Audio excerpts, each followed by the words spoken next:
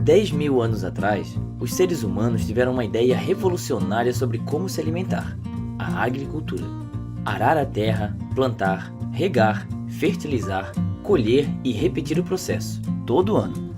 Ainda hoje, nós seguimos praticamente a mesma receita de 10.000 anos atrás.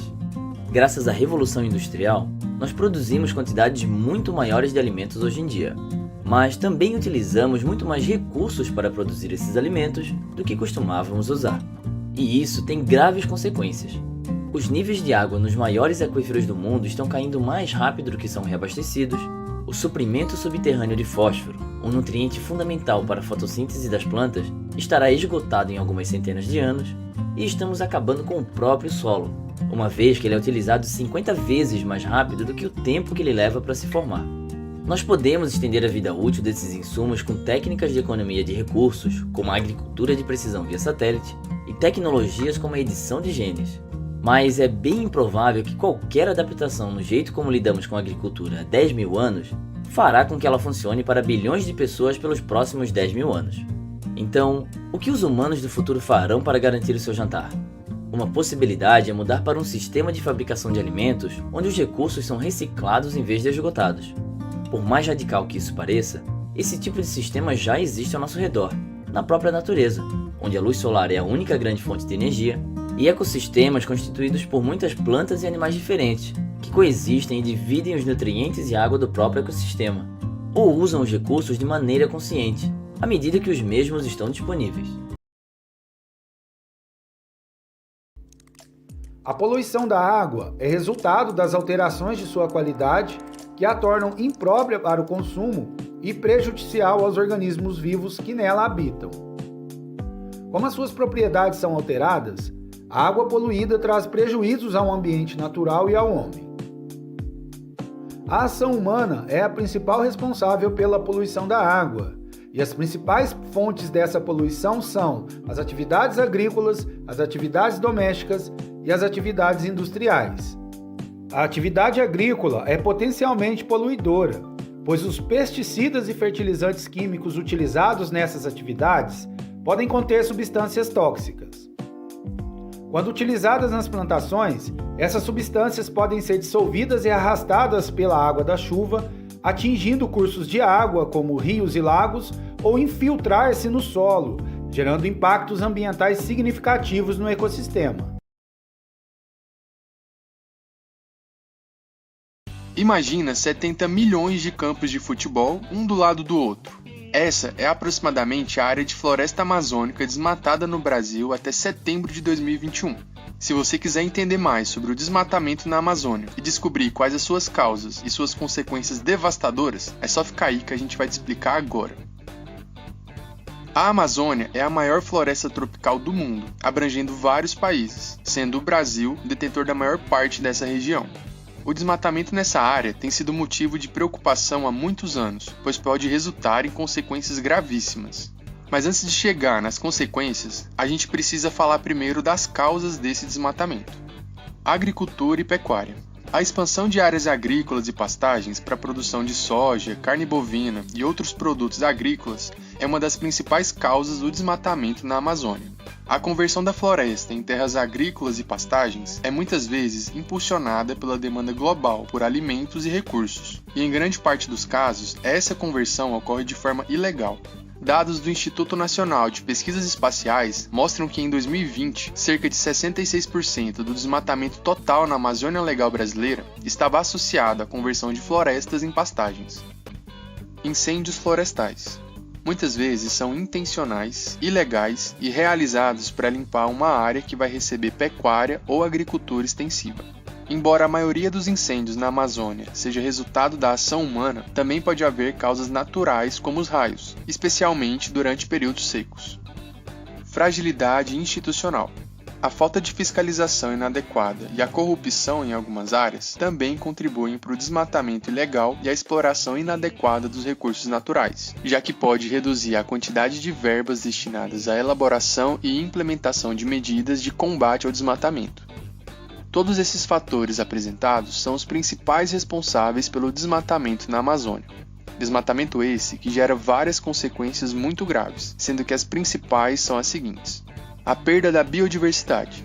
O desmatamento resulta na destruição de hábitats naturais e na perda de uma incrível diversidade de espécies de plantas e animais, muitas das quais só existem na região amazônica. A emissão de gases de efeito estufa. O desmatamento, principalmente por meio de incêndios florestais, libera grandes quantidades de carbono armazenado nas árvores, contribuindo significativamente para as emissões globais de gases de efeito estufa. Isso intensifica o aquecimento global e as mudanças climáticas. Alterações nos padrões de precipitação. A Amazônia desempenha um papel crucial na regulação das chuvas. O desmatamento pode alterar os padrões climáticos tanto aqui no Brasil quanto em outras regiões do planeta, afetando a distribuição de chuvas nesses locais. Desertificação e degradação do solo. Remover a vegetação reduz a proteção do solo contra erosão e degradação, o que leva à perda de fertilidade e a um processo chamado de desertificação, que é quando o solo perde qualidade e fica semelhante a um ambiente de deserto. Erosão e assoreamento dos rios. A perda da cobertura florestal aumenta a erosão e faz com que mais sedimentos sejam carregados pela chuva e acabem parando nos rios, o que pode causar assoreamento, poluição e alterações nos ecossistemas aquáticos. Influência nas correntes oceânicas. A Amazônia influencia até mesmo a circulação de correntes oceânicas, e seu desmatamento pode afetar os padrões de circulação marinha, o que causa prejuízos para os ecossistemas marinhos e ainda pode alterar as condições climáticas globais. Impacto na economia. Embora o desmatamento possa gerar benefícios econômicos de curto prazo, as consequências a longo prazo, como a perda de fertilidade do solo e a alteração das chuvas, podem prejudicar setores como a agricultura e a pecuária, e dessa forma afetar negativamente a economia.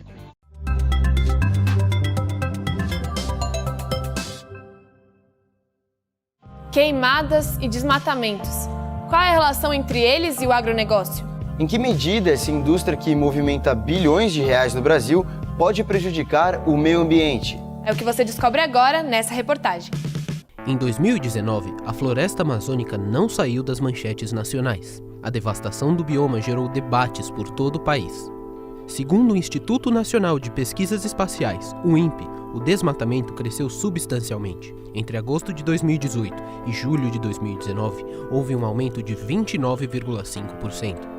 Cláudio Almeida, coordenador do Programa de Monitoramento da Amazônia e outros biomas, conta de que forma são ocupadas as áreas desmatadas da região. Mais de 60% da área desmatada da Amazônia é ocupada por pecuária. Depois você tem em torno de 23%, 24% que são áreas de regeneração de floresta. Depois disso você tem agricultura, áreas de agricultura como milho, soja, algodão, ocupam cerca de 5%, 5 a 6% da área desmatada da Amazônia. Cláudio ainda revelou que as áreas mais vulneráveis são aquelas que já sofreram alguma ação do homem. Ele também explicou o porquê das queimadas, outro problema presente na floresta. Se você for plantar alguma coisa, se for colocar um pasto, qualquer coisa ali, você precisa eliminar toda aquela biomassa que existia nas árvores, e isso se dá historicamente na Amazônia através da queima daquela biomassa. Seja na pecuária, seja na agricultura, o que é preciso é ocupar melhor, é produzir mais, é ter mais produtividade na área que já está aberta. É você evitar novos desmatamentos através da intensificação de você ser capaz de produzir mais no mesmo espaço que já existe. A pecuária é uma das frentes do agronegócio, dimensão relevante na produção nacional. Até os dias de hoje, é uma das áreas que mais movimentam a economia.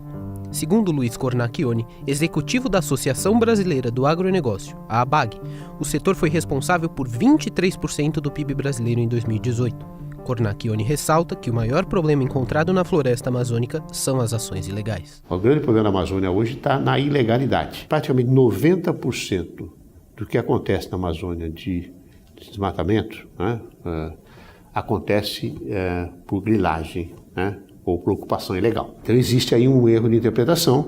Por quê? Porque não há relação com o agronegócio produtivo. Em meio a polêmicas, muitas pessoas decidiram mudar seu estilo de vida. Rafael Tortella foi uma delas. Em 2012, deixou de consumir e usar produtos de procedência animal.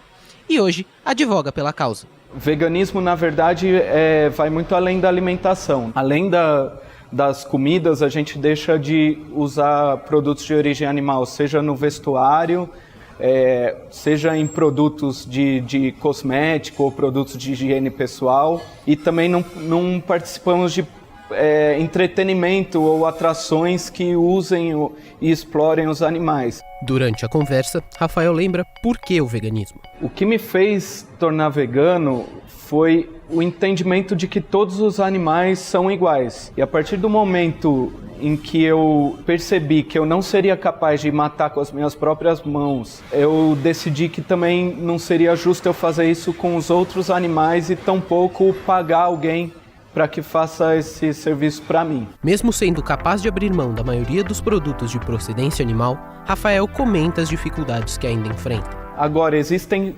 alguns produtos que por obrigação legal, assim, por legislação, demandam de testes em animais, por exemplo. Então, remédios é um caso. Então, o que a gente faz nesse sentido é trabalhar para que haja mudanças na legislação e para validação de testes alternativos ao modelo animal. Ainda há um longo caminho a ser trilhado para maior harmonia entre homem e natureza, mas já tem muita gente fazendo sua parte.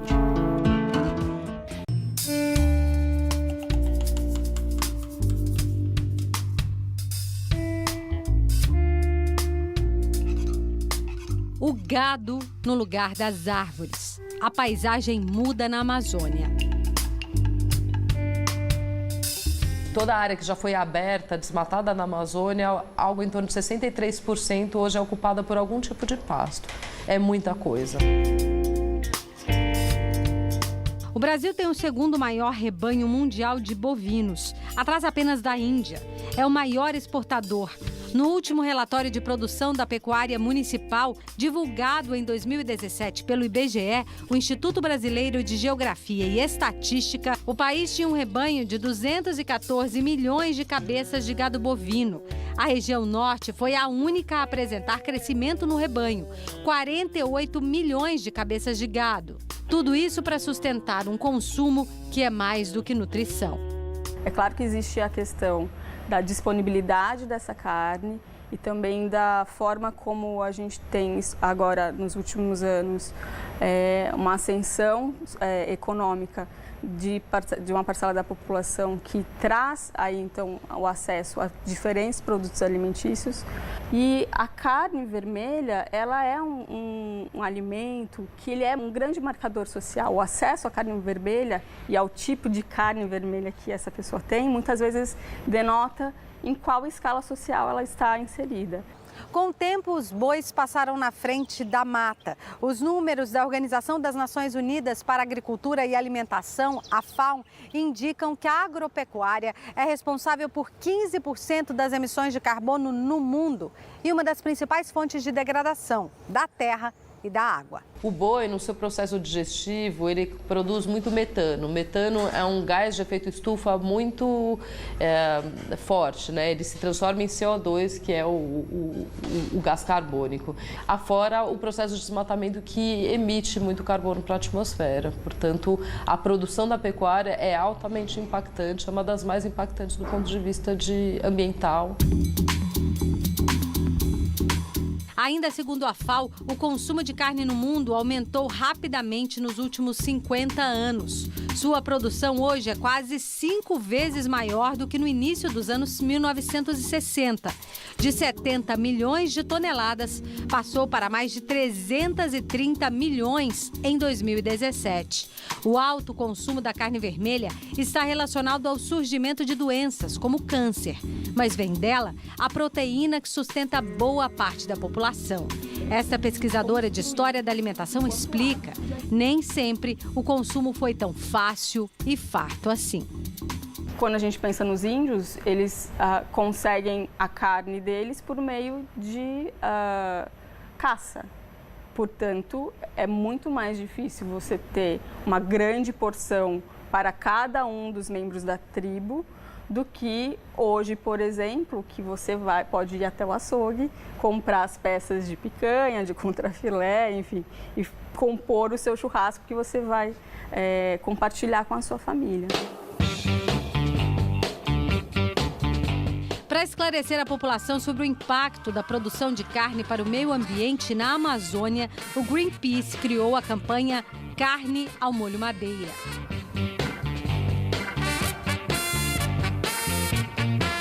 A ideia é alertar o consumidor e os supermercados sobre a origem do produto, checar se a carne chega às prateleiras contaminada com desmatamento.